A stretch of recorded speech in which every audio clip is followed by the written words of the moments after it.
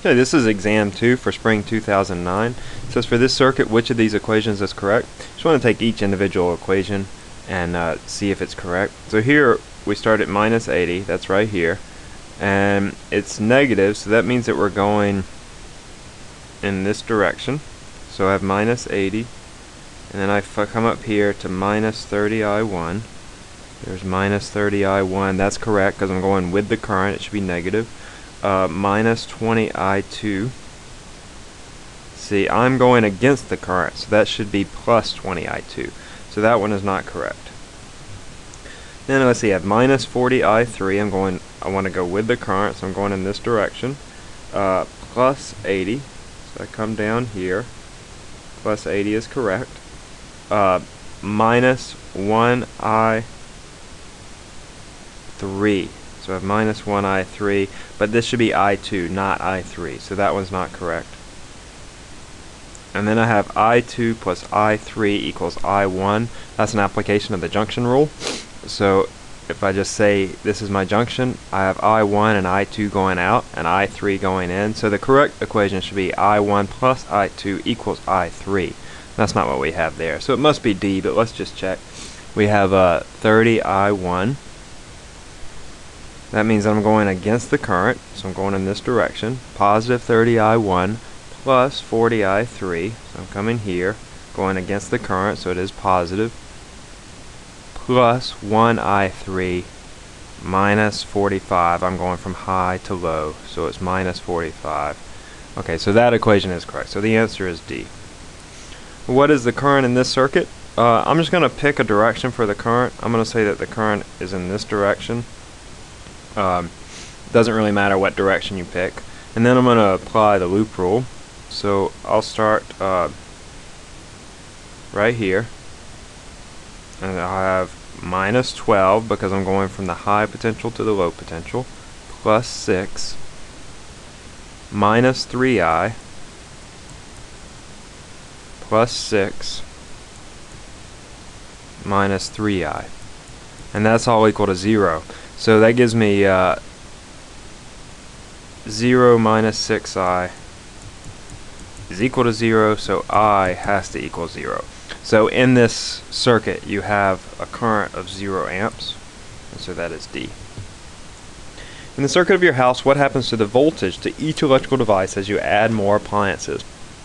A house is set up in parallel for the simple fact that you can have constant voltage to each device, so that you can have a standard for what is the voltage for all your electrical appliances. So the voltage is going to stay the same. It's a parallel circuit, and devices in parallel all have the same voltage. So the answer is B. When two or more resistors are connected in parallel to a battery, let's just look at these. The voltage across each resistor is the same. Alright, we just said that.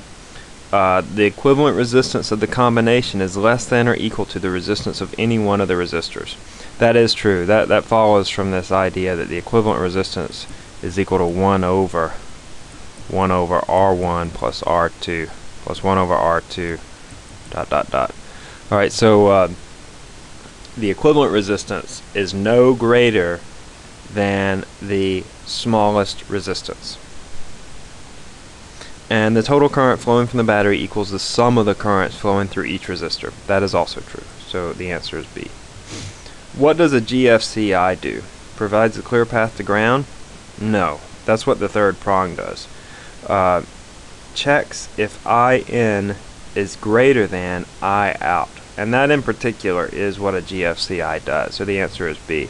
Part C is something that you might answer, but it's not entirely correct. It says it turns off the circuit if the current exceeds a certain amount.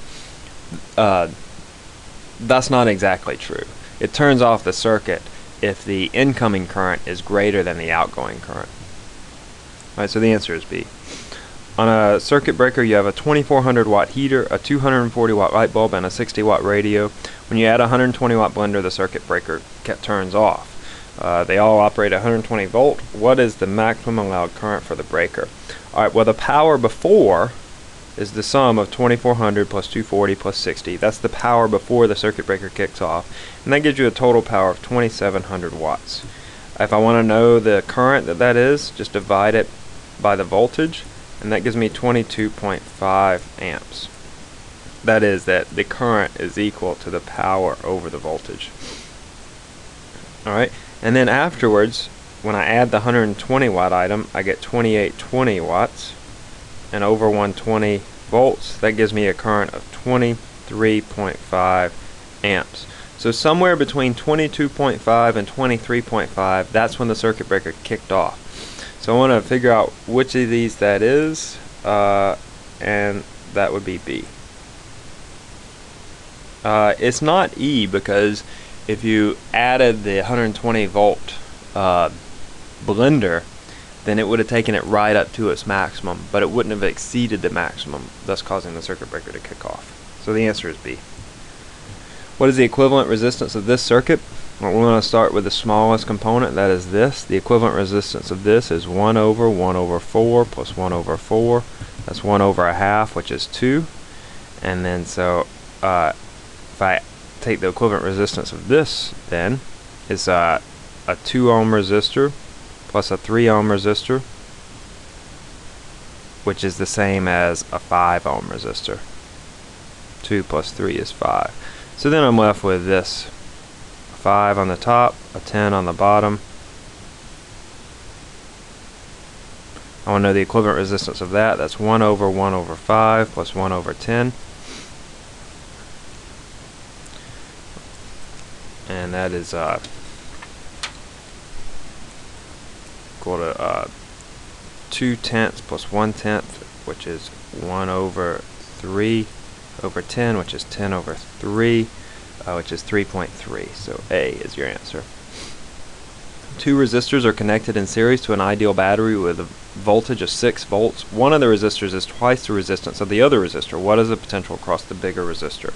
So I have two resistors in series. One is 2R and one is R. Now both of these have the same current going through them. So since this one has a resistance that's twice the other one, then I know that the voltage has to be twice the voltage of the other, because it has twice the resistance. V is equal to IR. They both have the same current, so the one with the bigger resistance has the bigger voltage. So I know that the sum also is equal to 6 volts. That I have a total of 6 volts acting on these.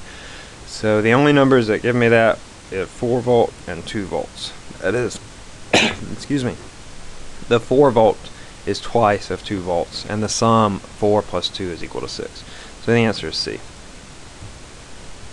In this RC circuit, the capacitor is fully charged. The resistor has resistance of 20 mega ohms. How long does it take to discharge the capacitor? Well, first we want to figure out what is the time constant, tau. That is equal to RC.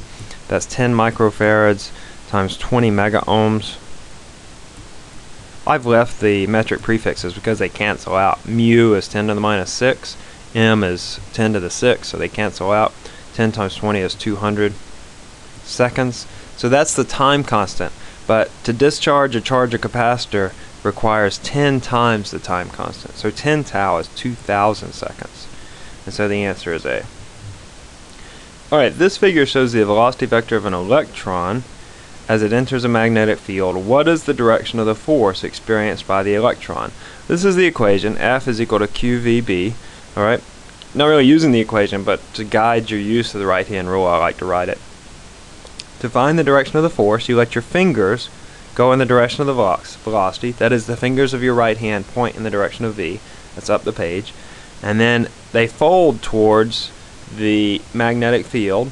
So that means that if your fingers are pointing up towards the top of the page, your palm is facing up, so that your fingers fold towards the magnetic field. Then your thumb is pointing to the right. That means that for a positive particle, the force will be to the right with this configuration. However, it's an electron, so the force is to the left. So the answer here is to the left, which is C.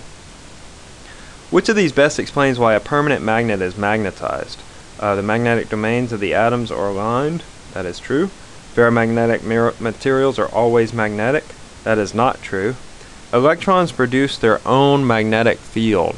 That is true, but that's true for both magnetic and non-magnetic materials. So in order for a material to be magnetic, the magnetic domains of these electrons have to all line up. Otherwise, they just cancel out. So that's not true. And a permanent magnet doesn't have a current through it. That would be an electromagnet. Alright, so the answer is A. Which pole of a magnet points towards the magnetic north pole? If you draw the Earth, here's the Earth. This is the North Pole, and this is the South Pole. This is the geographic North Pole and the geographic South Pole. You know, polar bears live up here, and penguins live down here. Alright. However, if you look at the magnetic poles, they're switched. So if I draw a big magnet that represents the magnetic poles of the Earth, this is the southern magnetic pole, and this is the northern magnetic pole. And I want to know, if I have a compass, just I'm holding a magnet in my hand, what pole of that magnet points towards the magnetic north pole? And the answer is that the South Pole points towards the magnetic North Pole. So the answer is A. So let's say I have a little compass here, then the South Pole is going to point towards the North Pole, and the North Pole of that compass is going to point towards the southern magnetic pole, because opposite poles attract. So the answer is A. A charged particle enters a mass spectrometer. The magnetic field inside the device is 0.5 Tesla. The velocity is 2 × 10⁶ meters per second. And the radius of the particle's path is 6.26 centimeters. From the information given here, what is the particle? Well, I know that the force, QVB, is equal to mv squared over r. The force, the magnetic force, is the centripetal force. Alright, that's how a mass spectrometer works, is you accelerate these charges to a certain velocity and you observe the radius of their path, and then from that you can figure out what is their mass and or charge.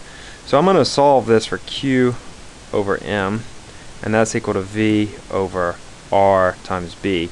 So the charge to mass ratio is equal to the velocity over R and B. Just putting in those numbers, the velocity is 2.2 × 10⁶ meters per second. The radius is 6.26 × 10⁻², meters, and B is 0.5 Tesla. And that gives me the charge to mass ratio, which is 6.39 × 10⁷. Now I'm given both the charge and the mass up here, so I just want to figure out which of these particles has Q over m equal to this value. And it turns out that helium-3, if you divide 3.2 × 10⁻19 by its mass, which is 5.01, times 10⁻27, then that is equal to this value. So the answer is D. A positively charged particle enters a magnetic field as shown. What is the direction of the force the particle experiences? Alright, remember, right hand rule. Fingers in the direction of V, your four fingers in the direction of V, so pointing to the right of the page, and then they fold towards the magnetic field. So that means that you have to turn so that your palm faces the top of the page, and they fold towards the magnetic field, and then your thumb gives the direction of the force for a particle, a positive particle. So your thumb is pointing out of the page. This is a positive particle, so that is the answer. D is out of the page. The point A is equidistance between these two long parallel wires, which each have the same current. What is the direction of the magnetic field at point A due to the two wires? Alright, so let's take this first wire. We let our thumb go in the direction of the current, the thumb of our right hand, and then our fingers wrap around. So due to this wire, the magnetic field over on this at this point is out of the page. Now let's consider the second wire. Thumb in the direction of the current, our fingers wrap around of our right hand, and at this point, at point A, the magnetic field due to that wire is into the page. So those are two equal but opposite magnetic fields. That means that they cancel out, and so there is no magnetic field at the center of the page at point A. A wire carries a current of 1 amp in a direction that makes an angle of 30 degrees, the direction of a magnetic field of 2 Tesla. What is the magnetic force on 30 meters length of wire? what F is equal to I LB sine of theta. Just plugging in numbers here really. That's 1 amp, 30 meters, 2 Tesla sine of 30 degrees. That gives us a force of 30 newtons, which is C. A current of 30 amps is in a circular loop with a radius of 0.1 meters. The loop produces a magnetic field of 2 Tesla. How many turns of wire in the loop? Well, the magnetic field due to a loop of wire is N mu naught I over 2R. So I want to solve this for N. N is equal to B 2R over mu naught I. I'll go and put in the numbers there. That's 2 Tesla times 2 times R, which is 0.1 meters, divided by mu naught, which is 4 pi times 10 to the minus 7 times 30 amps. That gives me 1 times 10 to the 4th. That means that there are 10,000 turns of wire. That's option B. An electron enters an electric field as shown. What must be the direction of a magnetic field such that the electron will go undeflected? Alright, when the electron enters this electric field, it feels a force due to the electric field opposite the electric field because it's a negatively charged particle. That means for it to go undeflected, there will have to be an equal and opposite force due to the magnetic field. Alright, so I have then a negative particle that's traveling to the right. It experiences a force due to a magnetic field that is down, and I want to know what is the magnetic field that produces that force. This is V. So I use my right hand rule, fingers in the direction of V. My thumb is going to point down in the direction of F, and my fingers are going to have to fold towards the magnetic field, which comes up to be out of the page. Alright, so for a positive particle, the magnetic field will be out of the page. So that means that the answer, since it's negative, is into the page, which is D. Alright, this figure shows 3 configurations of 3 wires, which are either going into or coming out of the page. Which configuration produces a net magnetic field with the largest magnitude at the point P, which is equidistance from all 3 wires? So we just want to look at each one and figure out what is the magnetic field at the point P. Using the application of the right hand rule where your thumb goes in the direction of the current and the fingers wrap around the wire and give you the direction of the magnetic field. So for example here, my magnetic field, my wire is out of the page, and so my magnetic field is going to wrap around like this. So at this point, my magnetic field points like that. In a similar way, due to this wire, my magnetic field points in that direction. And due to this wire, my magnetic field points in that direction. Alright, I can do the same thing over here. Here my wire is into the page, and so I can look at the magnetic field circular in that direction. That means at this point P, it's in that direction due to this wire. For this wire, it's in that direction, and for this wire, it's in that direction. So now we see that these two are identical. So it's either, we'll check C. Due to this wire, it's into the page. It's in that direction.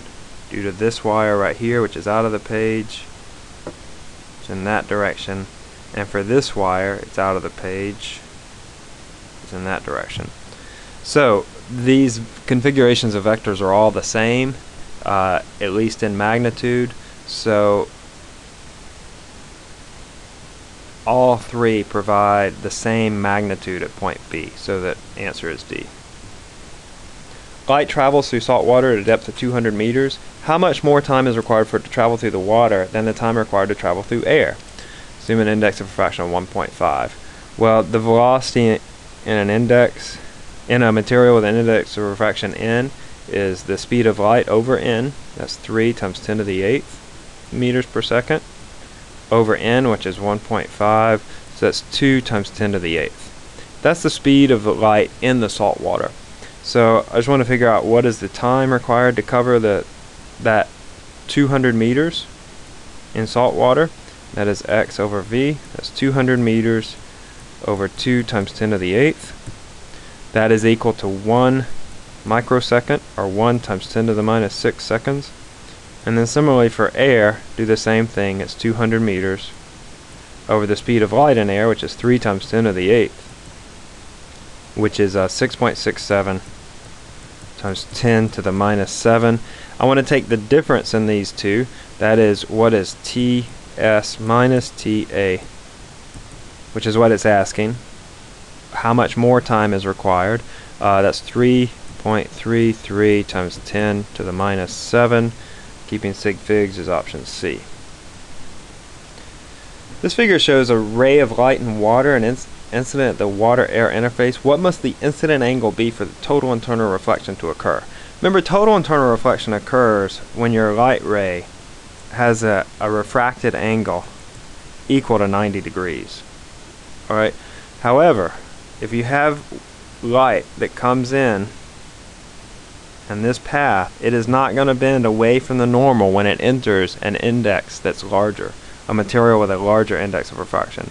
Instead, it's going to bend towards the normal. That means that total internal reflection cannot occur. Right, so the answer is C. Total internal reflection will not occur. If you wanted to work out this is the incident angle. The refracted angle for total internal reflection would equal 90 degrees, and you could say N1 sine of theta 1 is equal to N2 sine of theta 2. And theta 2 would be 90 degrees, so sine of 90 is equal to 1. So then we would solve for theta 1, and it would be the inverse sine of N2 over N1, which would be 1.3 over 1. So if you did this, you would get some error in your calculator, like a domain error or not a value or whatever. So you would get some error if you tried to calculate this. So anyway, it can't occur. It doesn't occur. Which photon from the following portions of the electromagnetic spectrum has the lowest energy? Of these, gamma rays has the highest, X-rays is the next highest, UV is the next highest, and visible light has the lowest. It's about in the middle of the electromagnetic spectrum as far as energy. Which of the following is true? Well, I'm going here, bending away from the normal. If you think about your wave front, the marching band analogy, the light is actually traveling faster when it enters the second medium. That's what causes it to turn away from the normal. That means that N2 is less than N1 because light travels faster when the index of refraction is smaller. So the option that gives that is option A. Light is incident on a glass plane mirror, as shown in this figure, with an incident angle of 20 degrees. What is the reflected angle? It gives you the index of refraction, but you don't need it. The reflected angle is the same as the incident angle, so it's D, 20 degrees. Which of these phenomena reflect the wave nature of light? Well, reflection is a particle nature, refraction is wave, interference is wave, and photoelectric effect is particle. Alright, so that's 2 and 3. That's option C. In this image, a man is preparing to shoot the fish with his handgun. The actual position of the fish is shown. Should the man aim above or below the position of the fish where he sees, or at the fish? Well, let's see where the image would go. If you trace the ray that goes to the man's eye, it comes up like this, and then it bends towards the man's eye. That means that the image of the fish that the man sees is right here. So the image that he sees is above the actual fish. That means that he needs to shoot below the image that he sees. So the answer is B. If he really wants to shoot the fish, he needs to shoot below it. The speed of light in a vacuum is 3 times 10 to the 8th. Given an index, glass has an index of refraction of n equal 1.5. What is the speed of light in glass? We've already done this, but V is equal to C over N. It's 3 times 10 to the 8th over 1.5. That's 2 times 10 to the 8th, which is option A and then B.